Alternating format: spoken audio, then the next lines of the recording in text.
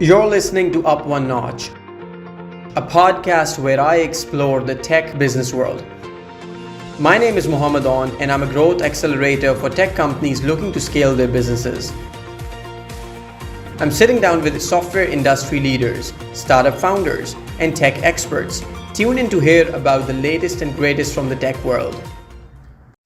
Hello, everyone. Thank you so much for tuning into another episode of Up1Notch, a podcast where we talk about the tech business world. Today, my guest is a very interesting person, Thomas, AI nerd, Helfrich. We're going to be talking a lot about LinkedIn followings, how to create that. We're going to talk about marketing technologies. We're going to talk about AI and a lot of other stuff. But let's start off with a bit of introductions. Hi, Thomas. How are you doing today? I'm doing wonderful. Thank you very much for inviting me on to your show. I'm flattered to be asked. Thank you so much. I wasn't sure somebody with 172,000 followers on LinkedIn would actually take out the time for the podcast, but very responsive. So thank you for taking the time. That's it's my pleasure. I will tell you, I built that through being responsive and not being arrogant or high and mighty about having a bunch of followers. It's cool. It's kind of I'm humbled so many people have done that. Sometimes I wonder who all they are, to be fair.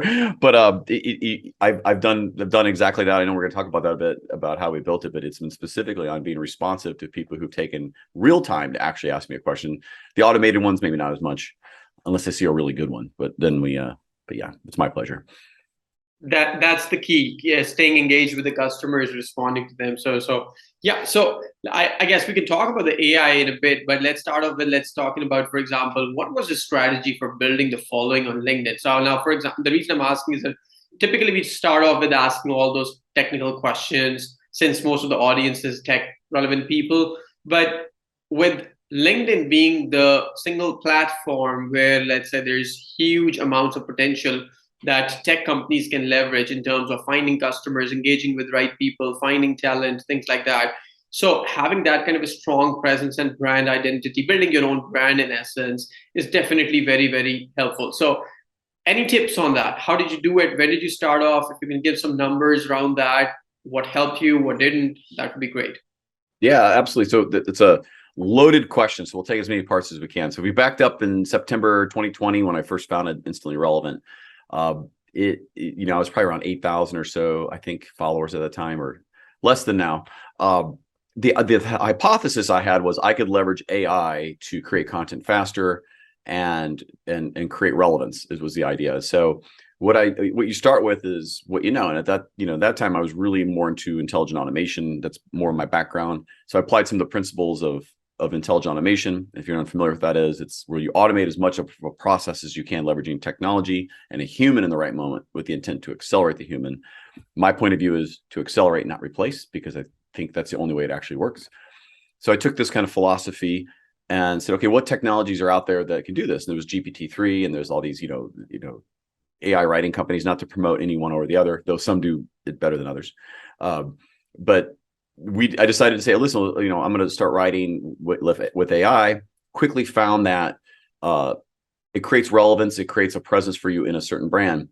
So part of the strategy is you have to create content. And for me at the time, it was intelligent automation. But also, you need to raise your executive eminence. And what I mean by that is the persona of your personal brand. No matter where you work, I think a lot of people really miss to raise, not call yourself an expert if you're not one, but you could become an enthusiast, right? Is raising the bar of their own personal profiles with better headshots, how their header image looks, their about section. And there's tons of resources out there you can go do that with. But I took the idea that I wanted to be this person who was progressive in this front. And so I didn't just say, hey, I'm it. What I did was I started creating content that backed that up. And so you start with an idea that you do authentic content, authentic engagement. You leverage technology to accelerate the content creation, and you quickly find that you're going to need people to help. So, this is where Instantly Relevant was born, from managing social media, helping with posting, helping with comments. But as I met people throughout the network, I always try to find them at least one or two people that they should connect with to help them.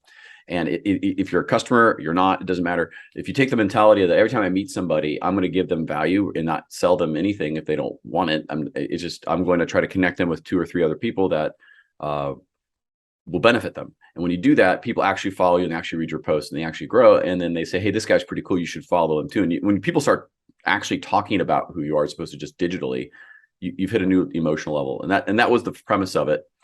The second piece of that is figured out the algorithms for mass resharing last year, leveraging some polls or images and some other things that really worked well.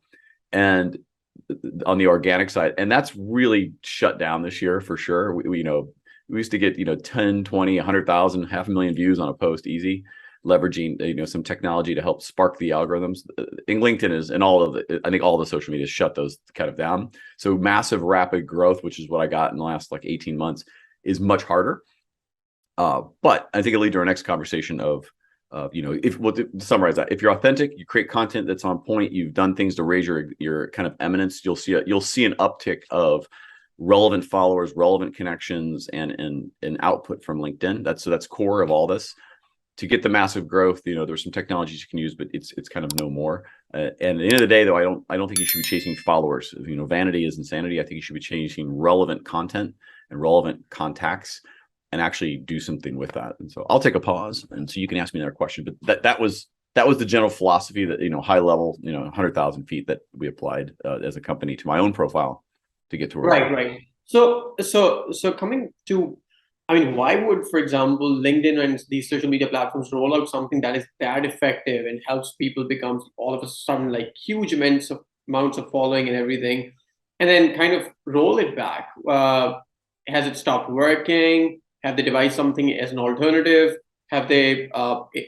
What was the point of kind of rolling it in the first place if they had to kind of stop it later on? Yeah, so I don't know for sure, but what I do know is what worked if you had so many likes or you had so many views in the first, and it still works. Right? Don't get me wrong. In the first hour or 2 hour, if you have so many reshares, so many actual real comments, what happened before is if someone just wrote, "Hey, nice share," like that would count towards that. Now those are picked up as possibly automated or not relevant, and they don't really count.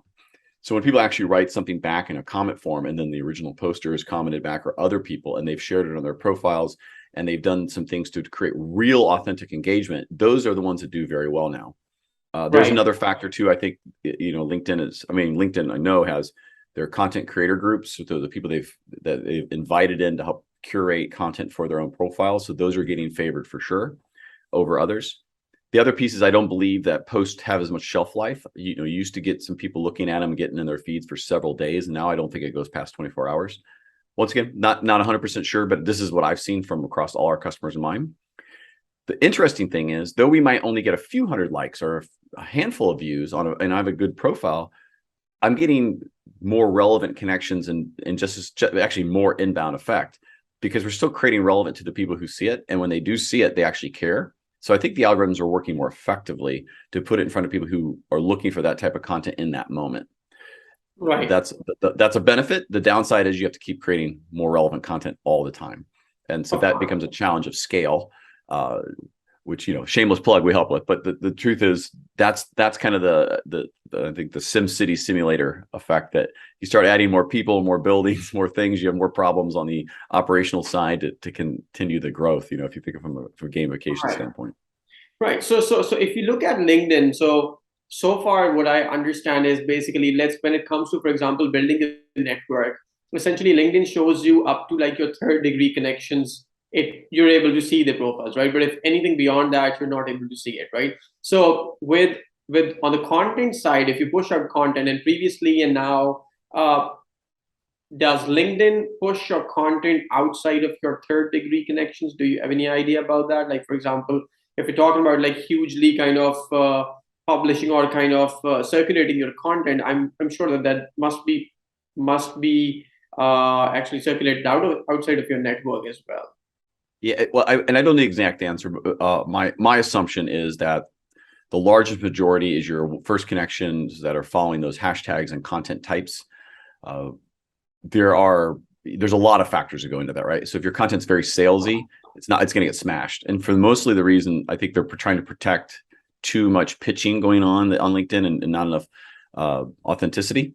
The flip side of that is that they also want you to pay to play if it's a business. They want you to go pay for ads, which are incredibly expensive on LinkedIn. That's the flip side. But the other flip side that went away is, the videos of, kids with issues and health challenges and kitty cats and all this stuff that you might want to see on shorts or TikTok or something else. I think those have also, I have a lot less of that in my feed as well now. So they're kind of tightening the knot on that a bit. To kind of be clear on that, like, I think they do extend it out to people who follow the hashtag that this would be irrelevant to. And I think where you get some traction is when somebody who you don't know, there's clearly no way that you've it's against the terms of service to like prepare to share something and let people know so you can all come together. That's actually against their new terms of service for the idea of tricking the engagement models. But I think if people outside of your first or second connections are engaging with content, that's deemed as in the algorithms as relevant and good, and then it is reshared a bit more. But initially, it's definitely your own network. This is where I go back to just chasing vanity of followers actually will hurt your metrics long term, because your content will be less relevant if the followers are not around what you produce or what your kind of executive eminence is. So, right. One of the things we constantly are doing I do on my profile is remove connections, because you can't remove a follower, but I remove connections that are, they're not in my kind of direct world. They don't post in the last 30 days. So if you haven't posted the last 30 days, eventually you're going to get removed from my connections because you're not out there, you're not active. If you're, we focus on founders, startups, entrepreneurs. So right now, if you're not kind of a founder, entrepreneur, or CEO, CXO, or some kind of an influencer in that space, where I remove the connection because I'm trying to improve the relevance of my personal connections to the content we share. And I've seen an improvement in our sharing. What it does though is it reduces your followers, so you kind of hold tight because you just removing a few thousand people a week, connecting with a few hundred more, and so you see this number. But I don't care about the vanity side of it. I'd rather have 10,000 really good founder connections and startups than the 172,000 that I'm not really sure who they are. So I don't know my audience quite. There's quite a few in there, a lot of them in the intelligent automation space, but I don't know my audience as well as I like. So as we work with customers and we work with people, we try to build a really relevant audience for them because it's really more important. Right. So like they say, the quality matters, right? Not the quantity. So there's about 30,000 people that you can build in your connections, right? But not all of them are actually quality connections. So it definitely makes sense to kind of cleanse your network and only relate to those people, and let's not kind of bombard everybody's news feed and feed on LinkedIn anyway. Oh my gosh, like that's just I don't mean to interrupt you, but holy cow, a newsletter fatigue, unless it's one of our customers, I just don't even accept it. Or it's like a family member or something. I don't even accept it because I don't read anything then. And so that's the newsletter fatigue is excessive. I think you'll see changes to that. I actually wish LinkedIn would provide a cleansing type of a feature of, would you like to remove connections or free up connections, whatever they say, in certain parameters, like they haven't posted in 90 days, they're in this industry, you're no longer in. Because like if you make career shifts, now you have an irrelevant group typically in your following base. So I think LinkedIn could do good to allow people to clean that up and align it better. Otherwise, it's just a really long manual task. There's no easy way to do it. That's the problem. And so because LinkedIn, you have to solve it, LinkedIn. Especially if your criteria is to find out if somebody is posted or not in the last 90 days, that's definitely hard to kind of really I mean, you can do it for your data download, but you got to go get into the Excel book, look back at your thing and find that person. And it's just a really manual task. You could do it with automation, but then the site changes so much it flags and knows you're doing it. So, I mean, but it should be something it should be very easy for LinkedIn to add unconnect with people who haven't posted in the last 90 days. Like I would immediately get rid of anybody outside maybe like my wife or somebody, but like no doubt. Enough of that horse. We'll stop beating that horse now. Thank you. All right. So Thomas, let's talk a little bit more about LinkedIn, and especially when we talk about, for example, AI, machine learning, and it's relevant to marketing technologies to find essentially your ideal type of customer. How can these platforms, the marketing technologies, whether that's like, for example, the LinkedIn platform itself, but otherwise there are other marketing technologies as well that you can use for automation, different types of services. How does AI help you find your ideal customer? Right. I mean, great question. It's certainly a player in your tech stack that you need. And AI is a very loose term, I would say. I think but we'll just use a loose term for it. So the biggest areas I've seen it in is in the sourcing of your leads. So these are things like data sources, Crunchbase, Seamless, whatever else. leveraging some of their technology to really kind of nail down what you have. I don't know if that's quite AI or machine learning, but it is data that you would need. Then the other piece, the second step of that is once you know who it is, how do you connect with them? And so you have to create content. So leveraging some AI to help improve your tonality, your sourcing, your curation, even the writing at times. That's another step for sure. The other piece is on the engagement side is then also using content to understand what you should do on the reply and how you should do it. It factored into that's the automation of your CRM or just mail, like a MailChimp, if you will. So it's the constant contact. It's the ongoing contact. It's the nurturing. So, if it's sourcing, it's creating, it's the nurturing of it. And the closing of it's typically still, unless it's a B2C or digital product, it's typically human driven. But the AI can definitely do on the closing to help for, creating your landing pages and knowing what the people are doing on those sites. That's probably more still in the analytics than less than AI. But if I look at AI as a system that is learning, there are components along the way that you do leverage the technology, and that could be from something like a note taker, like Fireflies or Otter, summary using Jasper or Craftly or something else, the GPT-3 models to help you summarize the interactions, to help you formulate follow-up emails or tweets or whatever else. There's some things I wouldn't do that are AI driven, and they're definitely data driven, are using, bots to help trick your likes or put followers on Instagram or whatever else. You can't do anything about it if they get aimed at you, by the way. So if people start following you, you got a bunch of bots, you can't do anything about it. But this is where I think the connections matter, I think, at any level and in your engagement. Now, all those things I described, though, there's still human in the middle of that. None of that is fully automated, and anybody who's claiming it is misleading at best. You absolutely need a human to drive that. Any powerful technology needs human led on it to accelerate the human in the organization. But you do need people along that way, and you need to know which technologies you have. And then what happens is, especially in smaller companies, when they're just starting or they just have a handful of people or limited resources, there's app fatigue, there's technology fatigue of it's too much, what I need to use. I have a CRM, I have this. So, there's answers to that question. You just go learn it. Not one person typically can answer the question from CRM to data to AI writing to, improvement. So you all need a team. You'll need to outsource that or leverage some partner for it. Not to sound self-serving, but you do. There's not enough scale and time in a person to do all that and to do it at scale. So you need AI, but you need people aligned to it to know what they're doing. Otherwise, it'll fall flat. Right. Okay. So, and let's talk a little bit more about, for example, like other utilization of, let's say, when we talk about AI and machine learning, and definitely LinkedIn itself, as far as LinkedIn is concerned, doesn't it really stop? Like, for example, if you're using some automation tools, etc., it really kind of cracks on it, right? It doesn't allow you to use any of those automation tools with it. Well, that's a tricky statement. You can't do it at the GUI level for sure. So if you're trying to use like RPA or something, it really restricts that as a bot, and it'll catch on to it, and it typically will break. And you don't want to get your account kind of put in jail either. At the same time, they do have APIs available. Most of these companies do, where you're allowed to interact and do things at the API level, including send messages, do connections, and other things like this. However, you are somewhat punished for that, I believe. That is an unfoundedly data non-driven centric. All I've seen is posts that typically come not from automated posting, that come from your own phone, do better.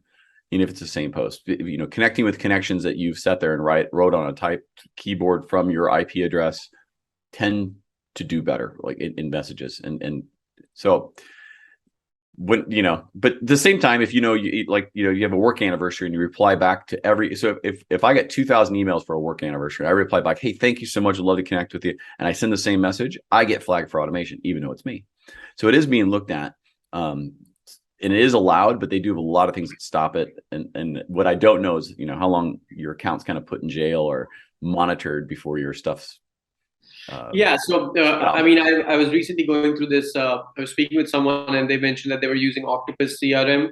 If you know about Octopus, it's very like automation tool that kind of really makes LinkedIn activities pretty simplified. Like, for example, sending out. So LinkedIn allows you to like connect with 200 people per week, right? So not more than that.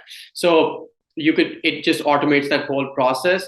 But recently they mentioned that obviously it's not working anymore. So definitely on the GUI basis, or GUI level, definitely these tools don't work. But on API level and things like that, I think that's an area where people can explore. They do. We were using Leadzilla and Senzilla, and I know the founder of that, and I said, hey, listen, we were getting, customers' accounts were getting flagged and shut down, so we had to stop using the service, and it's really kind of frustrating because it was very, like, we're talking like 10 connections a week, very low, still personalized, but it's definitely watched and monitored from it, and there's benefit to that because they're trying. I think I do believe they're just trying to get people to authentically connect, especially on a business network, more so than other. And I applaud them for that. At the same time, they're filtering some of the content that's out there because it doesn't align to their political or philosophical views. And not that I'm one to rock a boat, but at the same time, let the community kind of decide what's wanted, not wanted. And anyway, we're not going to go down that path. But the idea, though, I think automation has a point, it has a play. At the end of the day, you're going to be, unless, you just can't do 2,000 connections like you could a few years ago, like several years ago. You should be doing 200 a week. I will tell you, if you're doing automated messages, unless you're really clever of how you do them, and there are some techniques to do that, you will get flagged. It won't work. You'll get account restricted. But I would tell you, I'd rather see you do 200 a month and do 50 a week, which is 10 a day. But really, if you're going to spend some time in LinkedIn specifically, find the 10 people why you want to connect them, look at their profiles, look at they post, and actually send them something of value, or don't send them anything at all. And if you could do that, that's like, it's business development. It's nearly a full-time job to really look at 10 new people a day, to really kind of come up with something that's authentic and original, that actually adds value without selling them something, and taking the time over a few weeks or months to get to know them, so to speak, via digital before you've asked for a meeting or anything. Most people don't have that patience, and it's absolutely the technique that works, and has nothing to do with AI. It has everything to do with you. It's not scalable, but the truth is that's what's actually working best, is when you have these connections you've made. And just think about that. Over a 5-month period, you'll have maybe 1,000 new people who've connected with you, who actually wanted to, because they were relevant. When you do a post, let's say even 10% interacted with that at some comment level, you will get a trending post that will get 10,000, 20,000 views of people like them. Because if you did that and they're in the conversation, you really built a good community in a very short time, you actually can get a very good trending post, because you've taken the time and you've built a network around that, and you've added continual value without selling to them. Not really technology driven, except you're just using LinkedIn, but you could, in that you should learn. This is where AI should be used to write better. Right. So, well, definitely we touched upon some very interesting points about process automation. We spoke about LinkedIn, and definitely about building the fan following, but at the same time also worrying about the quality instead of the quantity of people that are following you, and cleansing of your network. Well, thank you so much, Thomas, for taking the time for this podcast episode. It was wonderful having you. Oh, thank you so much. I mean, it's great topics, and I think what you guys are doing here is it's needed, right? To bring tech people and align it to how it works in the world today. So thank you for inviting me. All right. Thank you so much. Have a great day. Bye.